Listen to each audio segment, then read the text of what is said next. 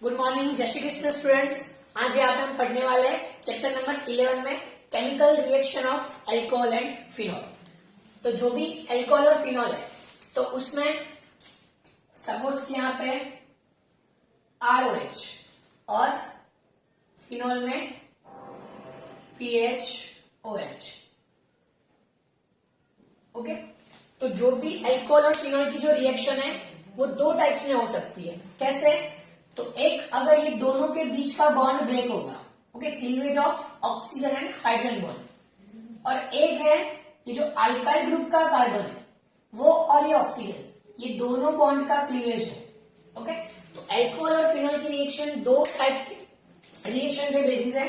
एक है cleavage of oxygen and hydrogen bond, दूसरा है between the carbon and oxygen bond. Okay, तो आज हम यहाँ पे पढ़ने वाले हैं the chemical reaction of alcohol and phenol involving the cleavage of oxygen hydrogen bond. Okay, तो देखो, जब भी ये ऑक्सीजन और हाइड्रोजन के बीच का बॉन्ड ब्रेक होगा तब ये जो हाइड्रोजन है वो एज ए H+ लीव होगा। ओके, तो according to acid base theory जो भी सब्सटेंस है वो अगर H+ रिलीज करता है तो उसको हम बोलेंगे एसिड। तो प्रूव क्या हुआ कि जब भी ऑक्सीजन हाइड्रोजन के बीच का बॉन्ड ब्रेक होगा तब क्या होगा, तो वो एसिड कहलाएगा। ओके, क्या कहलाएगा? वो एसिड कहलाएगा। तो आज यहाँ पे डिस्कशन करने वाले हैं अल्कोहल और फिनॉल दोनों की एसिडिटी के बारे में। तो अब थोड़ा सा स्टैंडर्ड 10 याद कर लेते हैं। तो 10th में क्या आता था कि अगर कोई सब्सटेंस एसिड है तो वो कोई भी मेटल के साथ क्या प्रोड्यूस करेगा? Dihydrogen gas. ओके, तो यहां पे देखो 2H+ और 2Na, मतलब कि जो अल्कोहल की reaction sodium metal active metal से करेंगे तो क्या मिलेगा हमको? Dihydrogen gas. और ये RONA यानी कि सोडियम अल्कोक्साइड मिलेगा plus H2, dihydrogen gas release होगा। और यहां पे हमको मिलेगा सोडियम अल्कोक्साइड।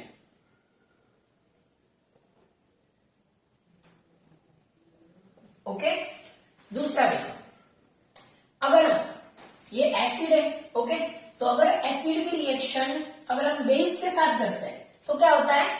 Neutralisation reaction. तो देखो यहां पे हमने ले लिया ROH। ओके, इसकी रिएक्शन की हमने बेस के साथ यानी कि NaOH। तो ये एसिड है, ये बेस है। कौन सी रिएक्शन होगी? Neutralisation reaction. क्या मिलेगा? Salt plus water. तो यहां से RO और यहां से Na, RONA, वही सॉल्ट बना। कौन सा? Sodium alkoxide. इसके साथ OH और H यानी कि वाटर, H2O। तो ये बन गया न्यूट्रलाइजेशन रिएक्शन।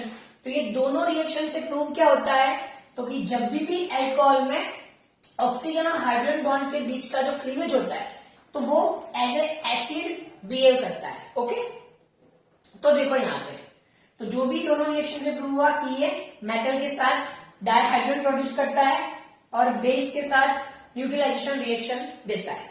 यहां पे दोनों जो रिएक्शन है वो कौन देगा? तो फिनॉल। तो यहां पे भी ऑब्लिक में PHOH भी लिख सकते हैं और यहां पे भी फिनॉल हम लिख सकते हैं PHOH। ओके, अब हमको चेक करना है कि अल्कोहल की एसिडिटी में स्ट्रॉन्ग कौन है, वीक कौन है, और फिनॉल की एसिडिटी में हम एसिडिटी इंक्रीज कैसे करेंगे, डिक्रीज कैसे करेंगे। ओके, तो इसके बाद हम देखते हैं strength of acidic nature.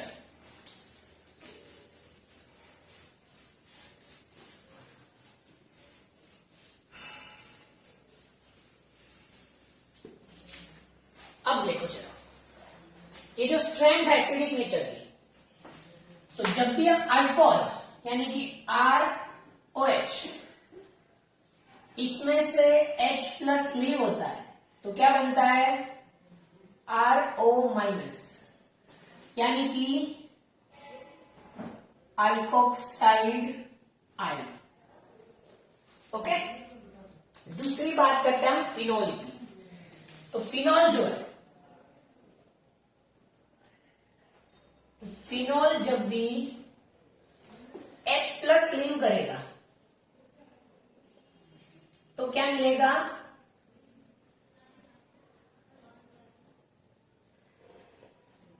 Phenoxide ion.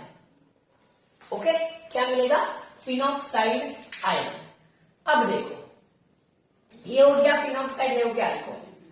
अब जो भी एसिडिटी है वो डिपेंड किस पर है, तो acidity is depend on the stability of anion, जिसको हम बोलते हैं कॉन्जुगेटेड बेस। ओके, जो एसिड में से बना है इसको हम बोलेंगे कॉन्जुगेटेड बेस, यानी कि एनायन। तो ये दोनों एनायन में से जो स्टेबल है उसको हम बोलेंगे मोर एसिडिक कंपाउंड। ओके, तो अब स्टेबिलिटी चेक करते हैं। तो यहां पे RO-, यानी कि जो O- है, ओके, O- नेगेटिव है। नेगेटिव को स्टेबल कैसे करेंगे, तो उसके पास से हमको चार्ज विड्रॉ करना है तो वो स्टेबल हो जाएगा। जैसे कि कोई नंबर लाइन है, उसमें यहाँ पे -1, यहाँ पे 0 और यहाँ पे +1। तो अगर कोई माइनस है तो अगर इससे पास से नेगेटिव चार्ज खींच लोगे तो कहां पे जाएंगे हम लोग, 0 पे जाएंगे। ओके, तो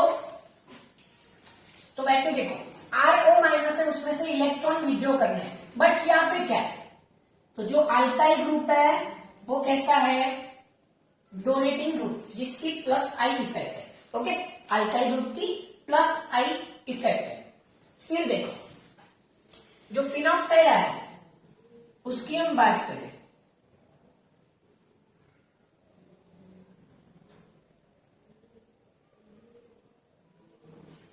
तो फिनॉक्साइड आयन में ट्रिपल बॉन्ड बेंजीन के, जो कि कंटिन्यूअसली रेजोनेंस में, इसकी कौन सी इफेक्ट है, -I।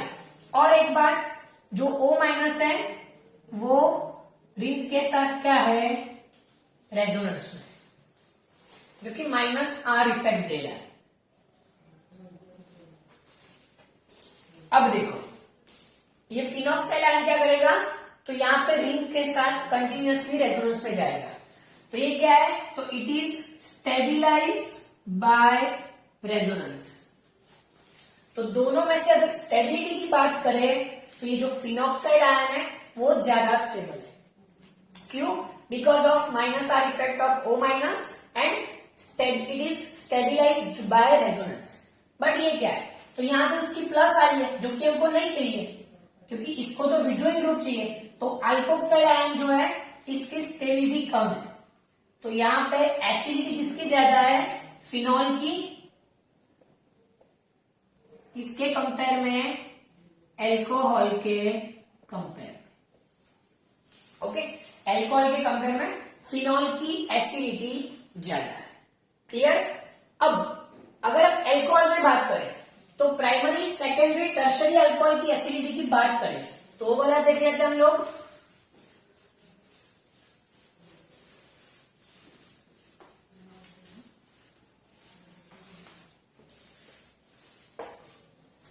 चलो,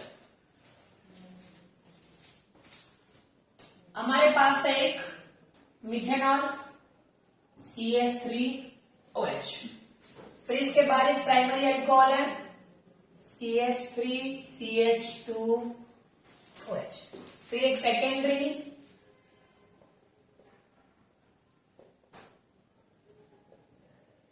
और एक टर्शरी अल्कोहल।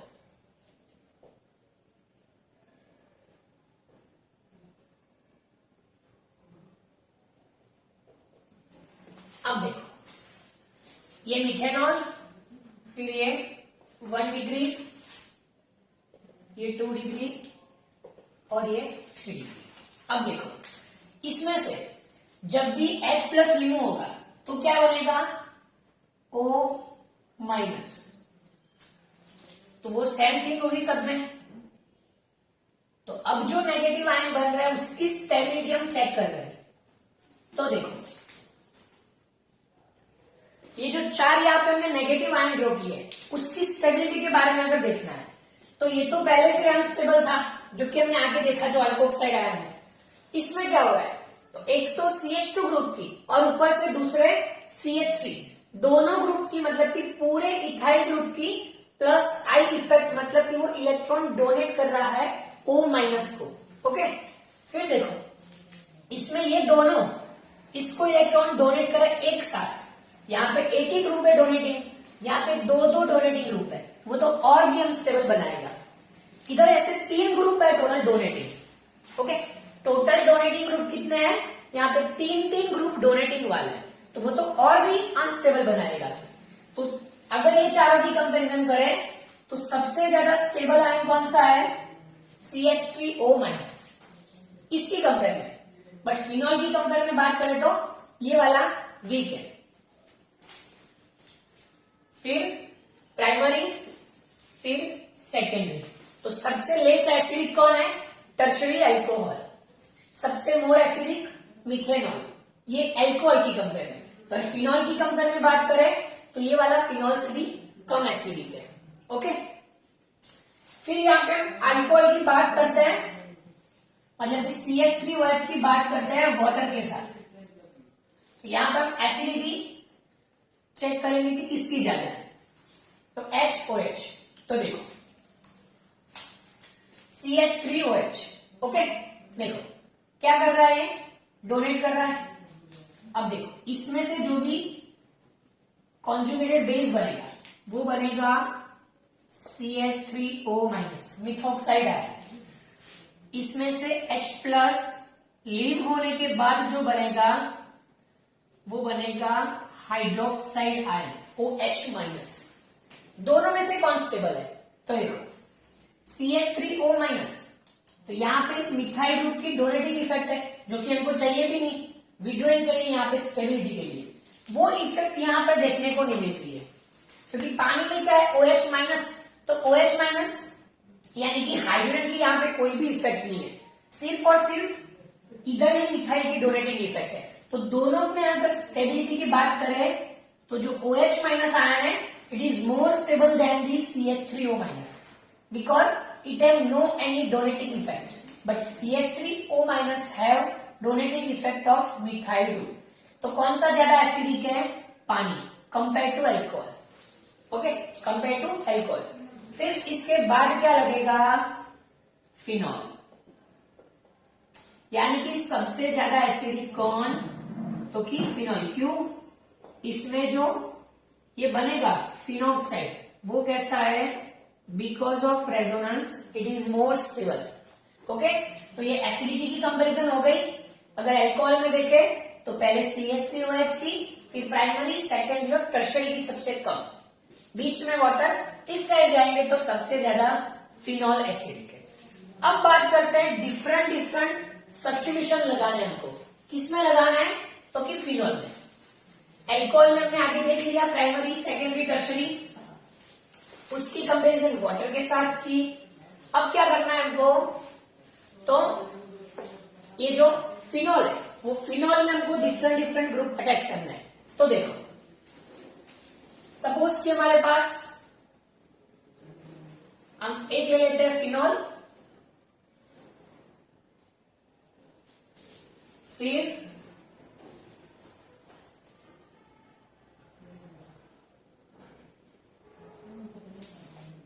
यहां पे इलेक्ट्रॉन विड्रॉइंग ग्रुप, और इस साइड ले लेते हैं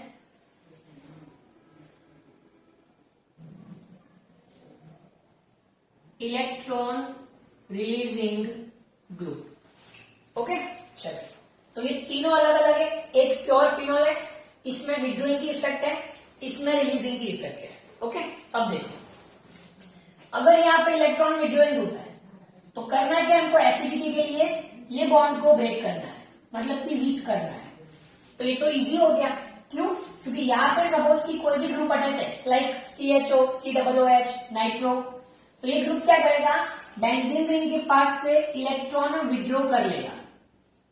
ओके, क्या करेगा, वो बेंजीन रिंग के पास से इलेक्ट्रॉन विड्रॉ करेगा, तो ये ऑक्सीजन भी अपने इलेक्ट्रॉन किसको दे देगा, ये ग्रुप को। तो ये जो बॉन्ड है वो ब्रेक हो जाएगा और यहां से H प्लस इजीली लीव हो जाएगा। तो जब भी फिनॉल में हम इलेक्ट्रो विड्रोइंग ग्रुप लगाते हैं तो वो फिनॉल से मोर एसिडिक हो जाएगा। फिनॉल से इलेक्ट्रॉन विड्रोइंग ग्रुप लगाने वाला जो भी फिनॉल के सब्स्टिट्यूशन है वो मोर एसिडिक है। अब बात करते हैं इलेक्ट्रॉन रिलीजिंग के। तो वही कॉन्सेप्ट कि करना क्या है हमको, यहाँ पे बॉन्ड ब्रेक करना है। अगर वो बॉन्ड ब्रेक करना है तो क्या करेंगे हम, इलेक्ट्रॉन खींचेंगे, बट यहाँ पे उल्टा हो रहा है। क्या हो रहा है, इलेक्ट्रॉन रिलीज कर रहा है।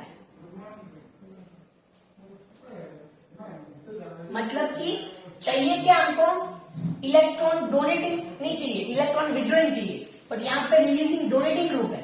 तो ये तो और भी ये बॉन्ड को ज्यादा पोलर बनाएगा, ये बॉन्ड ब्रेक नहीं होगा। ओके, तो इसलिए क्या हो जाएगा, वो फिनॉल से वीक एसिड हो जाएगा। ओके, क्या हो जाएगा, वो वीक एसिड हो जाएगा।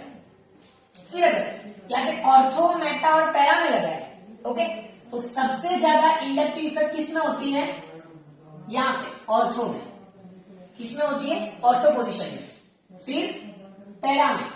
ओके, इसके लिए नीचे ड्रॉ कर लेते हैं OH, फिर पैरा, यहाँ पे मेटा और यहाँ पे ऑर्थो।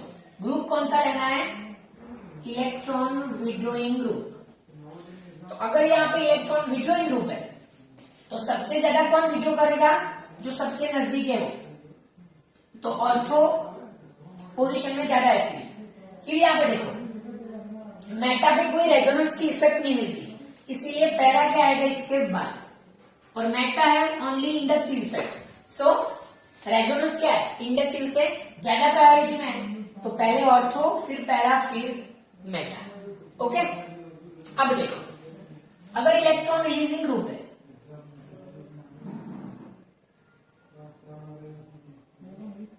तो यहाँ पे ऑर्थो, यहाँ पे मेटा और यहाँ पे पैरा। ग्रुप कौन सा लेना है, इलेक्ट्रॉन रिलीजिंग ग्रुप। तो जो ऑर्थो है वो इजीली रिलीज, मतलब कि जो ग्रुप है वो इजीली डोनेट करेगा, तो इसकी एसिडिटी क्या आएगी, सबसे कम ऑर्थो की। अब पैरा और मेटा की बात करें तो मेटा तो क्या दे सकता है, सिर्फ और सिर्फ इंडक्टिव ही दे सकता है। तो क्या आएगा इसके बाद, पैरा और फिर आगे मेटा। क्यों, क्योंकि मेटा अकेले इंडक्टिव इफेक्ट देता है, पैरा क्या देगा, रेजोनेंस भी देगा और इंडक्टिव इफेक्ट भी देगा। फिर अगर बात करें कि OH ग्रुप है, तो अगर OH ग्रुप में डिफरेंट ग्रुप्स जो है, सपोज कि यहाँ पे मैं लगा रहा हूं इलेक्ट्रॉन विड्रोइंग ग्रुप, तो पहले एक लगाया तो एसिडिटी इंक्रीज होगी, फिर दूसरा ग्रुप लगा दिया तो और भी एसिडिटी इंक्रीज होगी, फिर तीसरा ग्रुप लगा दिया तो सबसे ज्यादा एसिडिक हो गया। तो यहाँ पे मैं एग्जांपल ले रहा हूं पिक्रिक एसिड, जिसका IUPAC नाम है 2, 4 और 6 ट्राई नाइट्रो फिनोल, जिसका नाम है पिक्रिक एसिड। देखो इसके पीछे एसिड लग गया, मतलब कि तीन डोनेटिंग ग्रुप है। ओके, तो इसकी एसिडिटी कैसी है, सबसे हाईएस्ट। अगर आपको क्वेश्चन पूछा कि किसी की पीके एक ही वैल्यू दी हुई है और एसिडिक के ऑर्डर में अरेंज करना है, तो pK is inversely proportional to acidity and Ka की वैल्यू दी है, एसिड कांस्टेंट, तो Ka is directly proportional to acidity. कई बार पूछते हैं कि अगर ये कोई कंपाउंड है, इसकी पीके की वैल्यू इतनी है, दूसरे की इतनी है, तो दोनों में से कौन ज्यादा एसिडिक होगा। तो अगर पीके की वैल्यू लेनी है तो पीके वैल्यू जिसकी कम है वो ज्यादा एसिड है, क्योंकि value of pK is inversely proportional to acidity and value of Ka is directly proportional to acidity. Okay, तो यहाँ पे आपका एसिडिक नेचर का कॉन्सेप्ट कंप्लीट हो रहा है। यहाँ पे during the acidic nature here the bond cleavage is between the oxygen and hydrogen. तो जो भी ऑक्सीजन और हाइड्रोजन के बीच का जो बॉन्ड क्लीवेज हो रहा है उसमें क्या मिल रहा है हमको, पूरा एसिडिक नेचर। तो ये एसिडिक नेचर हमारा कंप्लीट हुआ। इसके बाद वाले लेक्चर में हम देखेंगे cleavage of carbon oxygen bond. तब तक सभी स्टूडेंट को जय श्री कृष्ण।